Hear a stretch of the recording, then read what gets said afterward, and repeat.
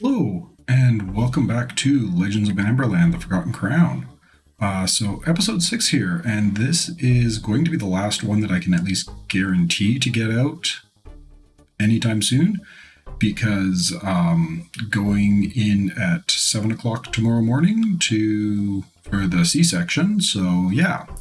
But picking up where we left off here, and I was considering what I wanted to do with this episode.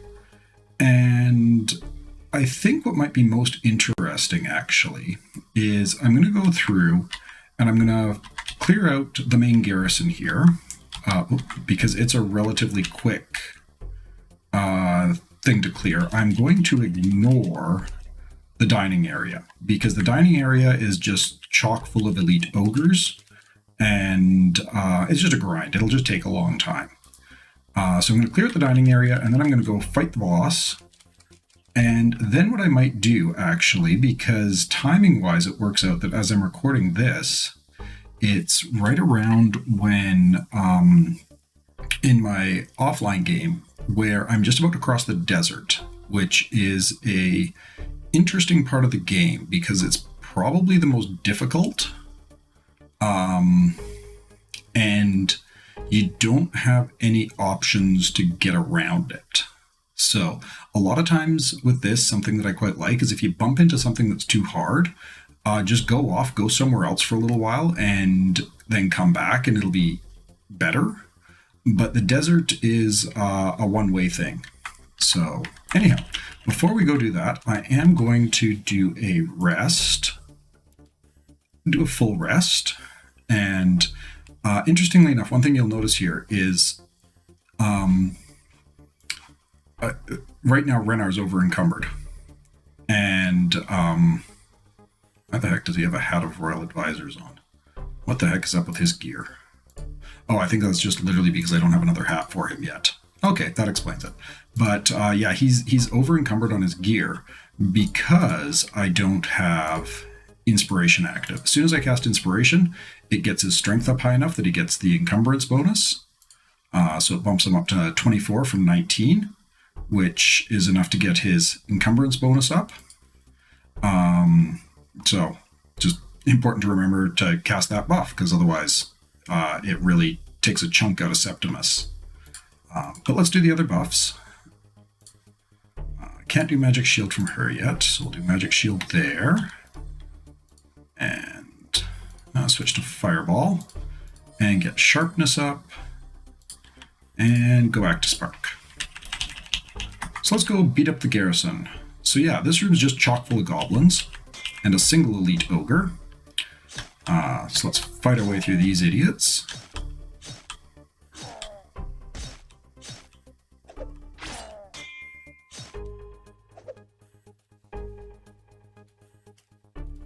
It's your magic arrow. Goblins aren't a huge threat, as you can probably imagine.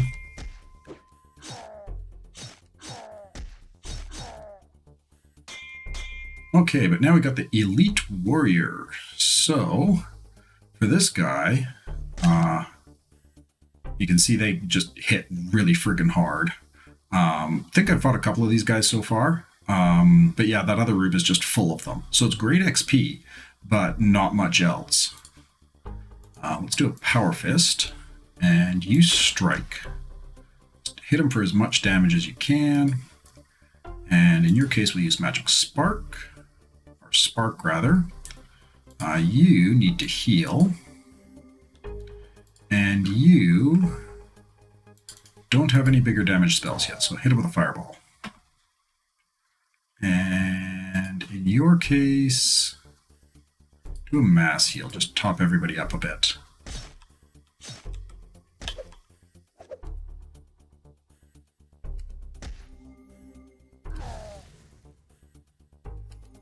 I shouldn't have mass healed. Should have been an individual heal there, but it's okay. I think we got this.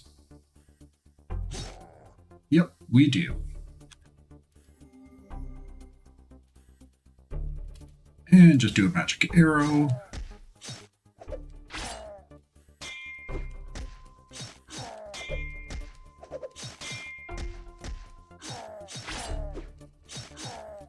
And I can just fight my way through them. Don't even need to bother casting spells. But now let's pull some magic, get some heals going, and we're just going to go straight into fighting the Ogre Fort Commander. So in the case of the Fort Commander, he's level 15, so he's a nasty brute. We'll use our charges. And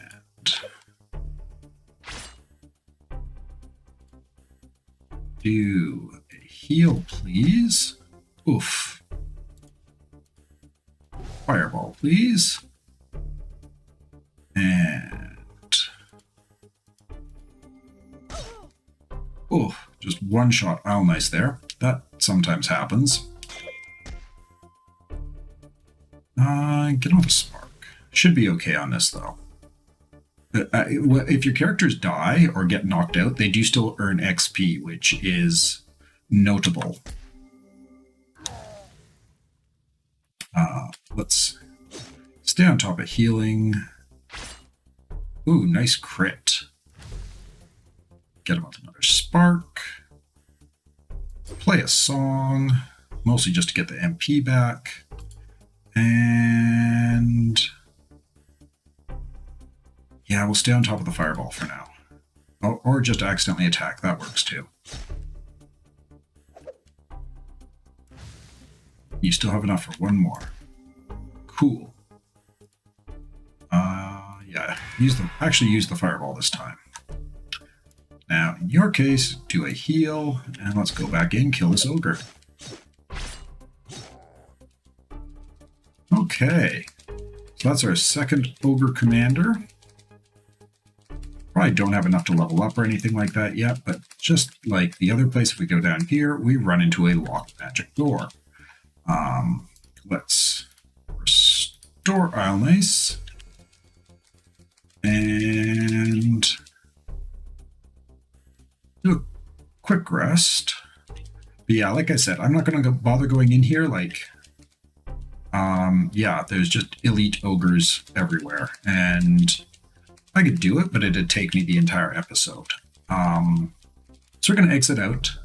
We've cleared the whole place, except for there's no treasure in this room down here or anything like that. But other than that, I believe we've cleared everything. Let me just double check. No, I guess not. Not quite. A little bit left. Kill him. There we go. Thank you. Hey, silver chainmail.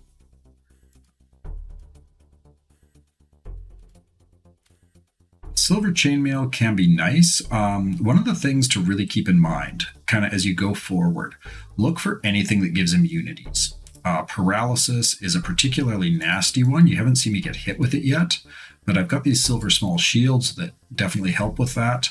And then, realistically, throwing the silver chainmail on Renar here would not be the worst idea in the world for when I go to, particularly if you go a bit further south from here, once you get down into the Enchanted Forest, or not the Enchanted Forest, whatever forest this is. I think it actually might say in here, info, Western Forest. The southern half of the Western Forest is just chock full of things that paralyze you. And then around here, some of these other spots, like in here, you run into human enemies. In here, you run into stuff that poisons you. And there's more human enemies over here, and the human enemies are actually pretty nasty. They inflict some nasty status effects. And that's one of the reasons why I find I don't get rid of stuff. Like, I might have use for poison immunity, so I keep the leather armor around, even though it's objectively worse than, well, pretty much everything else I have.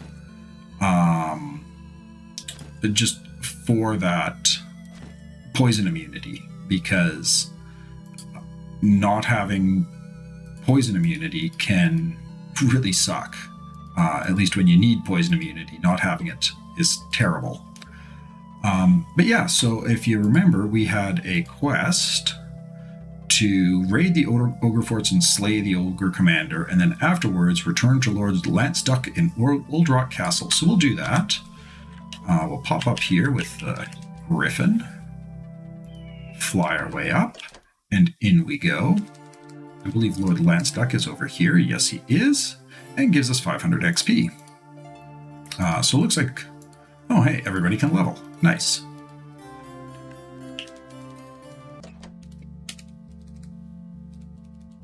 We'll go up here, summon our Griffin, and go to the trainer. And hey, we got an attribute point. So I'm going to give strength to Renar. Helmuth, I'm going to give him some willpower. Alandra, keep dumping into willpower. Gandora, also willpower. Renar, also willpower. Isle-Nice, probably going to do toughness for her. And Katrina is all about the toughness. I think that's everybody's points distributed. Indeed it is. But yeah, so at 10th level, she'll get Cure Paralysis. At 9th level, Gandora gets Lightning, which is a great spell. Renner will pick up Fireball. Isle-Nice will get Cold Ball. And nothing for Helmuth. But what I was going to do now is I'm actually going to put a save in here. Let's do LP Temp. And what the heck? I am at a point I can probably show you this cave.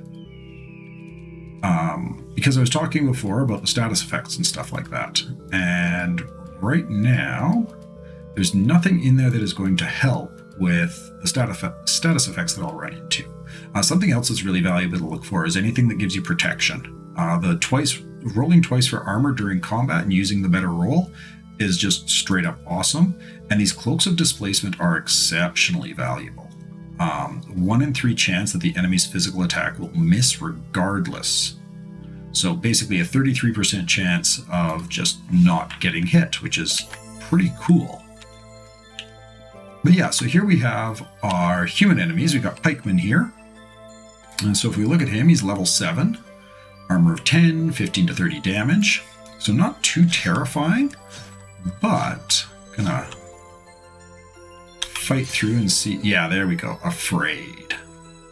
And this alone is why having the Bard along for the ride is, or the Troubadour or Bard, is 100% worth it. Because decreased damage and hit chance to skip your turn, and yeah, it's super annoying.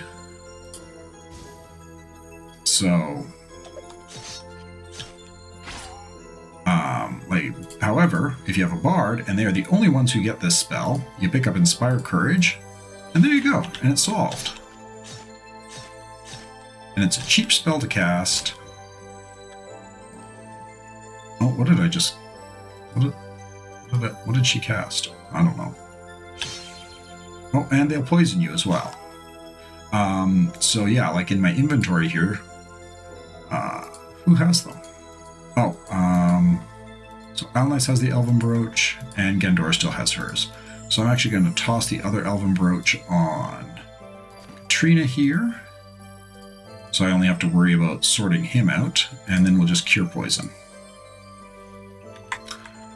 But in here it says, the forge has been claimed by the Brothers of Injustice. Those who would steal our treasure will be severely punished. Yeah, you can see a big old block of pikemen here now. This is going to be significantly nastier because they do hit hard. Like, legitimately. Get on with the spark, please and thank you. And spellbook. No, don't inspire courage. Spellbook, heal. There we go.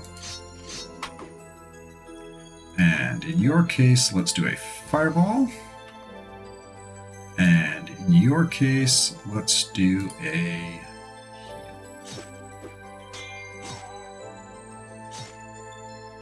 heal. You guys aren't super dangerous, but there is nastier stuff in here too, so.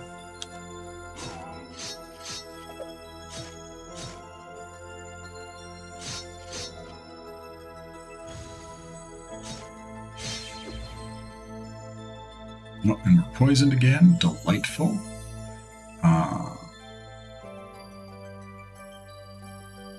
You know what? We're actually going to do Elven Touch, because that also heals poison and gives a little bit of healing.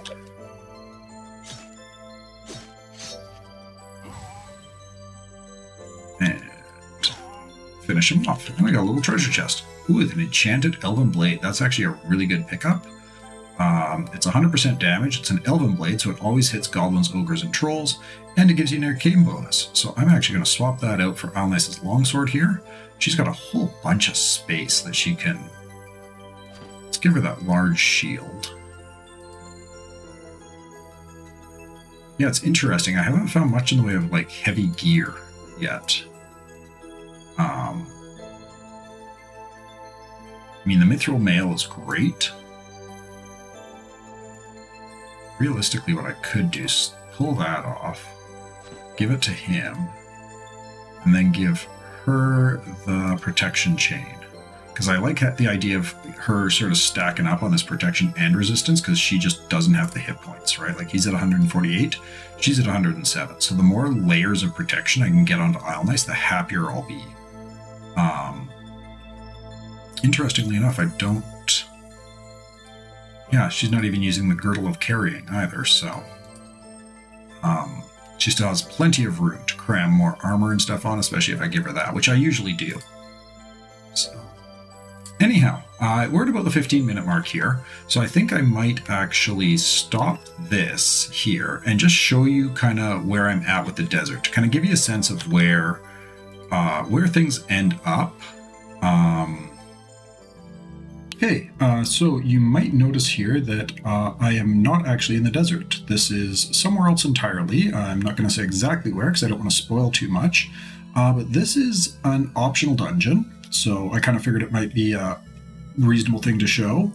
But I also wanted to show this for a couple of reasons. One, because in the time between recording the last episode of the little mini Let's Play and now, I've actually beaten the game on hard. And so I've got more bits of the game that I've seen and stuff like that.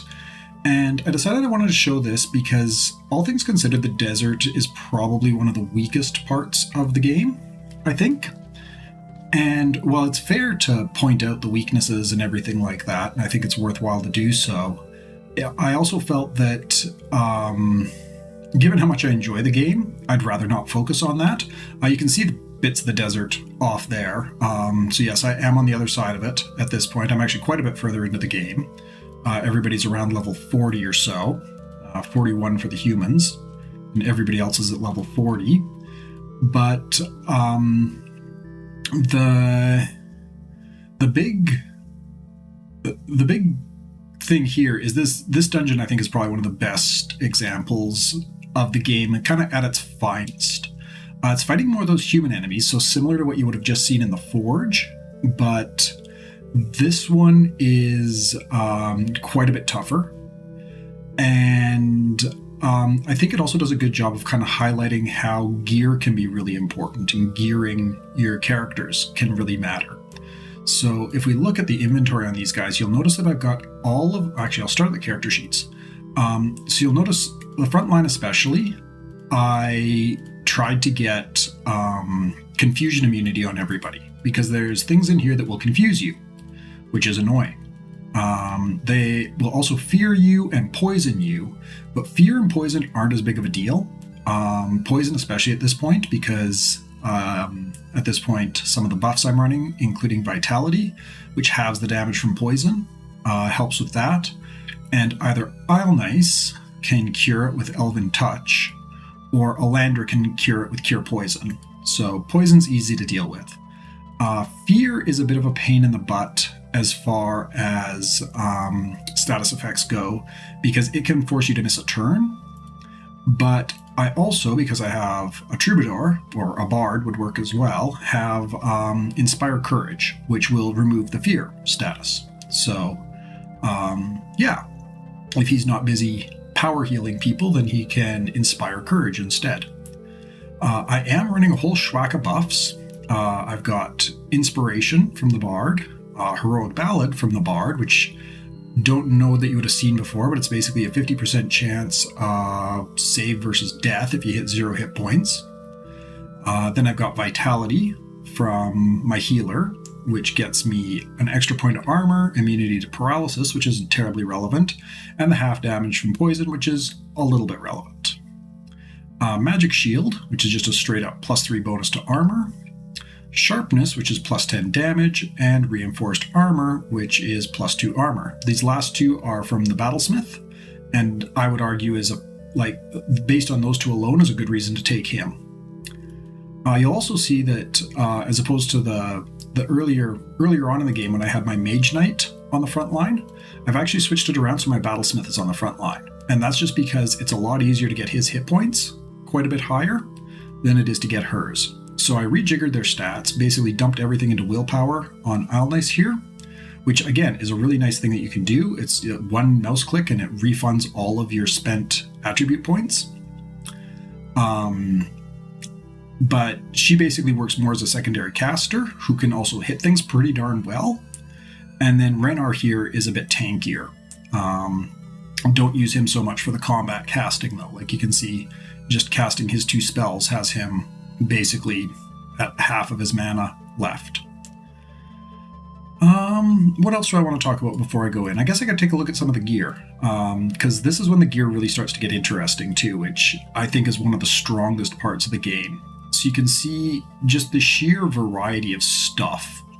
As a matter of fact, I'm going to swap out this red shield of hers for a spiked shield just to get that extra damage. I unfortunately can't get it onto anybody else. I don't think, at least. I could...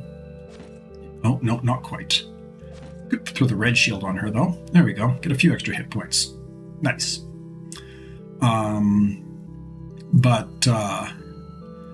It's quite a heavy item with an encumbrance of 10.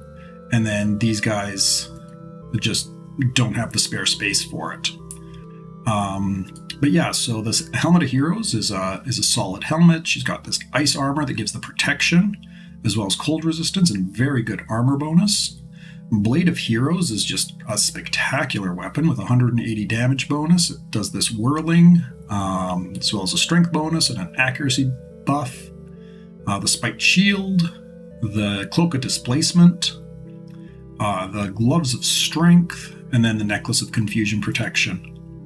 For Septimus, we've got the helmet of accuracy, which is basically an upgraded version of this visor helmet. Just +6 armor instead of +3. Weight's the same though, so he's also wearing armor of protection. He's got this noble mithril axe, which is sweet because it's super, super lightweight. Does hellacious damage and boosts his strength up. So if you look at his character here, he does between 202 and 404 damage, which is kind of insane. You compare that to Katrina, who's my next toughest, 175 to 350, and then at this point we're down into the 200s. So their max rolls are just a little bit better than his min roll, which is kind of cool.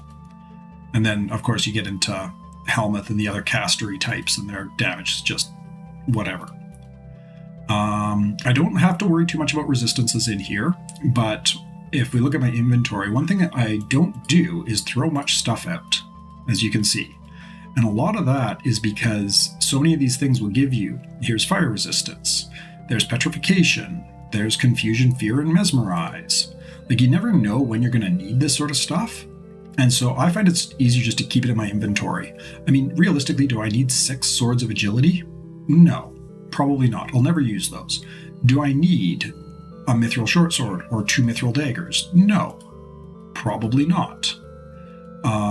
Likewise, if I look in here, I've got, like, if you look at my cold resistance, I've got 8 rings of cold resistance and 7 pairs of warm gloves. I have more ways of getting cold resistance than I have people in my party. But still, just, I don't know. I haven't ever felt the need for a ton of gold either. Like, most of what I find that's worthwhile is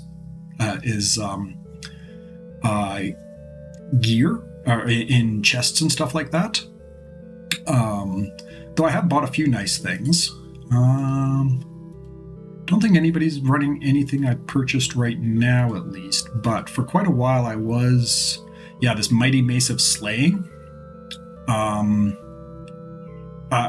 ran that for quite a while, as with the Mighty Whirling Axe, and I bought both of those. They came from the shop. These three are definitely the most interesting as far as gear is concerned. Helmet has some cool stuff, though, too. This Spider Silk Armor. It's an item that it's a guaranteed drop. It isn't an optional dungeon, but I use this right through to the end game because its encumbrance is so low and it has such a good armor bonus. Actually, I ran it on my warrior for quite a while. Just, again, to free up the space, basically, until he got that mithril axe. He was running Spider Silk Armor. And then Isle Nice has some cool stuff too. This Enchanted Chainmail is neat. The Onyx Helmet is pretty cool as well. I guess she doesn't need the Necklace of Confusion Protection if she's got the Onyx Helmet. Could give her something different. What could I give her? Let's give her the Ring of Sages. Let her blast magic a little bit more effectively. And then with these guys, I tend to go for a lot of elemental resistances. But not terribly relevant in this dungeon. There isn't anything that does elemental damage, so. The caster gear is kind of dull, honestly. And to be fair, though, Chris, the developer, knows that, has acknowledged that, and plans on changing it the next one. But like if you look at Gandora here, the wizard's hat I think she started with, and I just never changed. The robes of royal inspectors I think she picked up in like the Ogre Fort or something like that at like level 7 or 8. And then the oak magic staff she also started with and I just never replaced. Some of the gear, sure, yeah, that definitely are the accessories are a bit of an upgrade for her, but in terms of the core gear, yeah, not much excitement.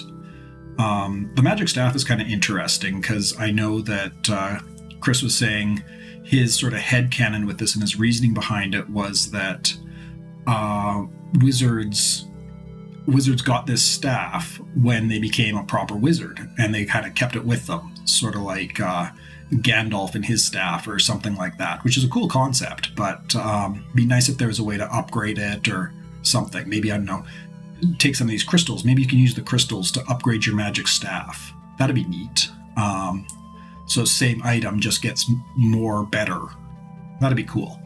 It'd be nice to see it like boost elemental damage, or like you could turn it into a staff of fire and have your fireballs do more damage or something like that. I don't know. But anyhow, little nits to pick. There are certainly some of those, but by and large, I have to say this is a game that made me happy. And it's kind of almost an intangible thing. Like I can't really point at any one thing and say, hey, that's it, that's the bit. But as it kind of comes together as a whole, it's just such a beautifully constructed game. And it hits so many of the boxes that I didn't even really know that I was missing. There hasn't ever really been a game until now that really kind of recaptured the Might and Magic 3, 4, 5 in particular, until this came along. It's not perfect. Like, I'd like to see more stuff happening in the overworld. The overworld does, like, once you've kind of cleared out the overworld, it does feel a little lifeless, especially compared to something like Clouds of Zine, where you're constantly running into people like, oh, rescue my girlfriend and bring back a whistle, or whatever the case might be. But and that stuff is there. It's just, it tends to be very town-centered rather than sort of random things out in the woods. And other than that, I think the other thing I'd like to see is a little bit more puzzles in the dungeons. But again, that's something I know that Chris is aware of and that he's working on for the second one. But like hidden walls, secret doors, traps, puzzles, that sort of stuff. So, yeah. What else? Not much else to say, really. And I've been at this for almost 13 minutes already, so let's go in and show you this fight. There's one fight in particular I want to show you because I do feel like it kind of best exemplifies what makes this game so much fun. And I'm going to boot right down there, just because, again, I've beaten this before. I'm going back to an old save. But looking at the garrison here, and this is, like I said, I think the game pretty much at its best. And I might get killed here. Like, this is a tough fight. But, yeah, well, let's jump to it. Okay, so right off the bat here, we've got these pikemen, this captain, all sorts of nonsense. And I'm going to open up really hard because these guys can do a truly hellacious amount of damage, especially this captain. Like if we look at him, he's level 40, so he's on par with us. And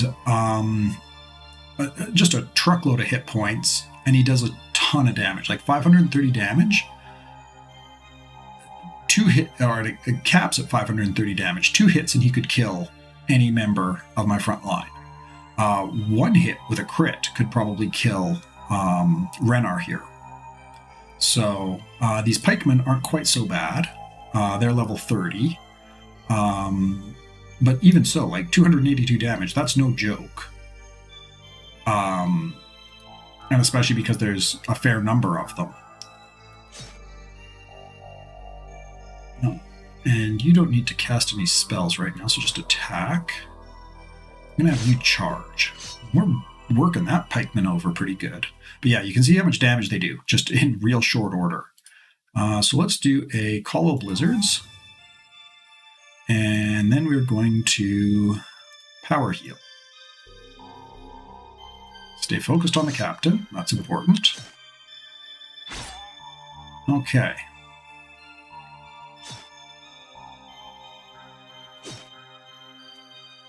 And because there's only one of you left, we will Molten Blast instead. And you are going to do a mass power heal.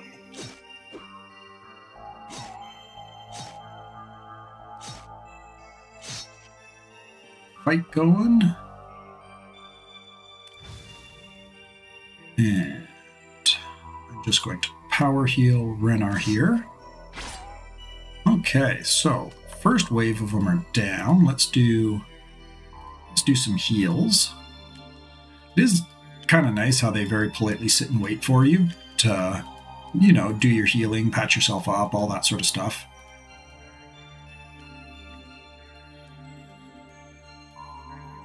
Okay, let's keep going.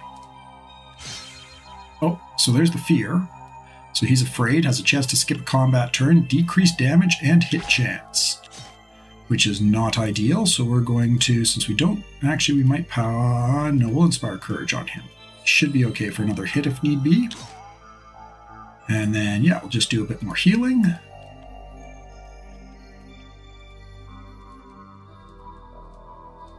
Okay, so we got Blackheart's Guard, who we haven't seen before. He's level 35, so a bit in between the pikemen and the captains. So it's still pretty tough. Oh, and so that spooky sound was him being afraid and skipping his turn, which is less than ideal. But we're going to Inspire Courage on him as well. And we'll just attack. Now he's poisoned too. Gosh, they're really picking on him. Get them with the Call of Blizzards. And then we're going to mass power heal.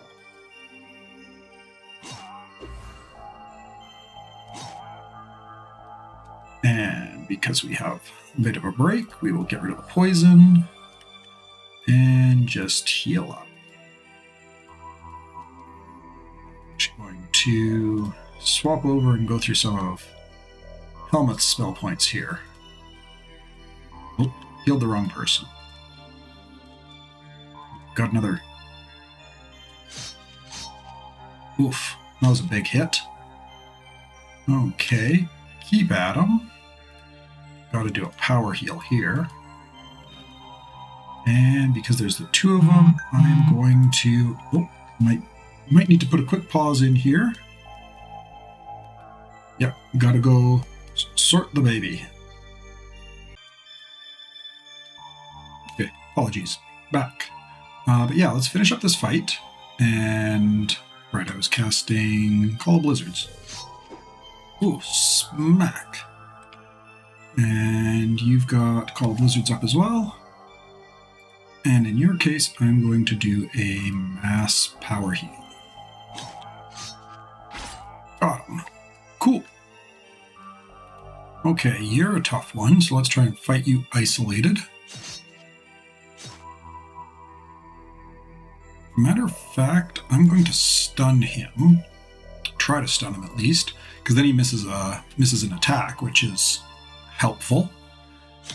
And you are going to... You've got lots of spell points left, so let's hit you with a Thunder Strike. The Thunder Strike is a kind of a silly spell. It does a ridiculous amount of damage, but also costs a huge number of spell points. But no, can't get them isolated. Always better to try and fight enemies one at a time. And once again, I do apologize, but there's a sleeping 3-week-old at my feet, so hopefully she stays sleeping. Oof. Big hit. Okay. Do a power heal here, that's important. And do I want to Thunder Strike again? I guess the other one I could do, which is also kind of cool, is Lava Storm. But that's a lot of spell points. So let's just go back to Call of Blizzards. And Mass Power Heal. Okay. So now, because especially Alnace, or Alandra here, is running low on spell points, I'm going to do the Bard Song to get those boosted up a bit. Okay.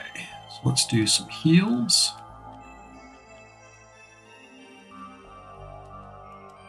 And at this point, I think all that's really left are pikemen. So most of these guys I should be able to get through without too much trouble. What spell do you have?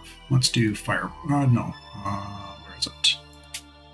Molten Blast.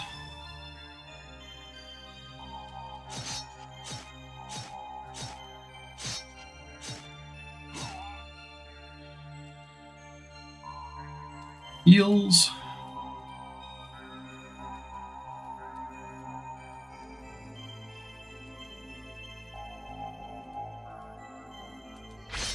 Yeah, you can definitely see how the limiting factor is certainly spell points. So I'm actually going to duck out and give it a quick rest here.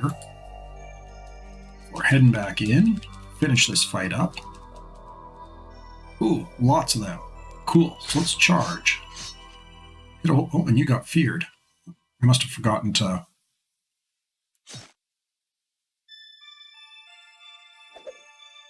And you're going to power heal there. And because there's so many targets, actually... Do I want to do... Yeah, let's do another charge. Okay, so we took one of them out. And then let's Call of Blizzards. Spellbook. Laughing on spell. Oh, yeah, there's the fear. So let's inspire courage, please and thank you. Don't want to have to deal with that again. One target, Molten Blast it is. And we're poisoned. So do an Elven Touch to sort out poison, and a couple of just regular old heal spells. But yeah, I mean, you can see that, like, definitely when the game kind of opens up like this, there is definitely, like, it's possible to go to places that you're either over or under leveled for. This is probably one of the best examples that I came across where I would just happen to be at pretty much the perfect level.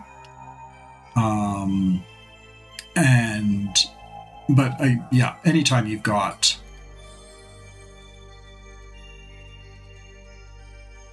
the possibility of an open world or an open-ish world, you can always run into issues. Oh, there's still somebody. I was going to say, I thought I saw something. One last pikelet who manages to scare Renar. you'd think that, like, given what we've just done to these guys, they would be the ones who are scared, but evidently not. But yeah, so like I said, this is what I would consider to kind of be the game at its highest. And this is not the only example of that. This is just probably one of the bits that I enjoyed the most. Oh, and I just rolled over the time, so yeah, the game's not perfect, but it is certainly enjoyable, and I had a lot of fun playing it. Very much looking forward to Amberlands 2. A few things that I'd like to see change. I'd like to see some more complexity in the dungeons, would be nice. Like, not necessarily make it full-on wizardry levels, but, you know, some secret doors and things like that, which by the sounds of it is something he's actually been working on. I think it'd be nice to see a rework of... I like most of the classes. I think it'd be nice to see a rework of the champion and the ranger. The champion, because mechanically the way it ends up working out is he gets a big damage boost against sorcerers. So clearing out towers and stuff like that. He's very good at doing that. But the problem is he's based on the knight, and he ends up losing encumbrance. So he goes from 40 encumbrance to 30 encumbrance, which puts him on par with a warrior. But he also goes from having a ×5 damage of the knight to a ×4 damage, which puts him on par with the battlesmith. So he ends up being a mediocre warrior for most of the game, and then only really shines when you're fighting against the sorcerers, who are not that difficult, especially if you're good at like juggling around your resistances and stuff like that. So I never felt the need to have one, and I feel like for most of the game the champion would end up being a handicap. The other one, the ranger, is sort of the base class of the battlesmith, and so again they'd have an encumbrance of 20, which is quite low, like higher than Helmuth, but not by much, and certainly lower than the warrior or the knight or the mage knight, which just makes them really, really tough to turn into an effective combatant, right? And the problem then, like, Rennar can get away with it because as a dwarf, and particularly as a mountain dwarf, he just gets a whole bunch of strength and toughness, and I've been dumping all of his bonus points into toughness, but it means he can't really do much as far as spellcasting is concerned. The ranger, on the other hand, his unique spells are both direct damage spells, so you actually want him back in casting. But if you're going to do that, why not just take a mage knight or another wizard or a sage or something like that, somebody who's a bit more focused. Like, he's probably about as focused on spellcasting as the mage knight, but with less spell diversity. Like, the mage knight gets a lot of wizard spells, whereas the ranger does not. They get some unique spells that basically do lightning damage, but I mean, the mage knight does lightning damage. It'd be neat if maybe the ranger did acid damage, because there aren't any other spells that do that, sort of to get around some of the resistances and stuff. That might be cool. Or if they had some buffs, like sharpness or reinforced armor from the battlesmith. I don't know what kind of buffs those would be. Maybe something to grant elemental resistances or something like that. I'm not sure. But those are the two character classes that I think need a bit of work. But just to reiterate what I said at the very beginning here, this is a game that's made me happy. And it's ticked a lot of the boxes that I kind of look for in these sorts of games. So yeah, not sure when I'm going to be doing any more videos or anything like that, a lot is just going to depend on where life takes me over the next little while. But hope you enjoyed this, and at the very least, hopefully, I believe Chris is aiming for an early summer release for Amberlands 2, which would time things well because school finishes for me at the end of June, and then I've got 2 months to with significantly more free time than I typically have, and might be able to record a proper Let's Play of Amberlands 2. I would definitely look forward to that. And yeah, so I guess that's about it. So until next time, cheers.